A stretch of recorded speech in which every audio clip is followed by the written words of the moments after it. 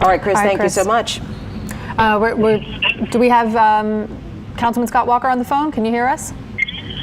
I'm here. Councilman, thank you so much for giving us a call here. We've been seeing you tweet a lot about what's going on the Westbank. We know that there's some powerful wind there. We've been seeing some pictures online. Can you describe to us what you're hearing or what you're seeing? Yeah, we're going to head that way as soon as it's safe. But right now we're going to report that we've got numerous there. There are power lines down between 4th and 6th Streets in Gretna, right there with Gretna, damage. In the I think we're having some trouble hearing you. What's that? Can you hear us okay? I think we're having some trouble with you cutting in and out a little bit. Sorry about that. 600 block of Manhattan Boulevard, near Hancock, 700 block of Peters, 700 block of Lydia.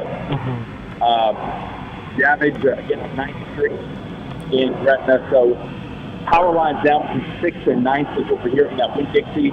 Up the Westbank Expressway had some damage as well. We're hearing reports that the roof might have caved in there. So as soon as we get on the road and cross the river, we're going to check out what's happening in Gretna and what happened at that Winn-Dixie. Those are the two specific locations we know of at this time. Are you hearing any reports of any injuries so far? I have not heard about any injuries so far. Hopefully everybody was alert and paying attention because we had a lot of notice that this was going to be a rough weather day. And I hope that people have heeded the warnings and paid attention throughout the day today. All right, if you all had any trouble hearing that, and Councilman Walker, you have been sharing some information on your Twitter account. There, the Emergency Management Department is reporting a lot of damage on Manhattan Boulevard, on Hancock, on Lydia Streets, and they said that some people have even seen video of the tornado that is on the ground in that area. So, of course, you're asking everyone to shelter in place to still remain safe. Is there anything else you need people to know about this tornado damage that's in your community? Yeah, we've heard some of the same things that, the tornado hit a wide stretch in Gretna before it went across the river into New Orleans. There were a lot of power flashes, there's some video power flashes as it went through, as you typically see when a tornado hits. So the best advice right now is if you don't need to be outside, obviously don't go outside.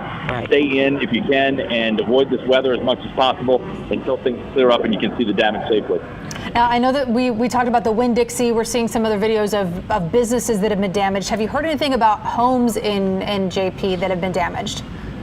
I haven't heard about specific homes, but I know there are a lot of homes between 4th and 6th Street and 9th Street in Gretna, that old Gretna area. Some of those homes are very old. Some of those homes in spots are very unsteady. I know during Hurricane Ida, there were a couple of houses in that old Gretna area towards the Westbank Expressway that actually collapsed. So you're talking about an old neighborhood and, in some cases, tenuously standing homes. So I imagine that there are some homes damaged in that stretch. I don't know that for sure yet, but that's a likely possibility. I know, while we've got you, I know we're focused on the Westbank right now because that appears to be where the most damage is. But have you heard any other reports of any other damage or flooding in other parts of Jefferson Parish?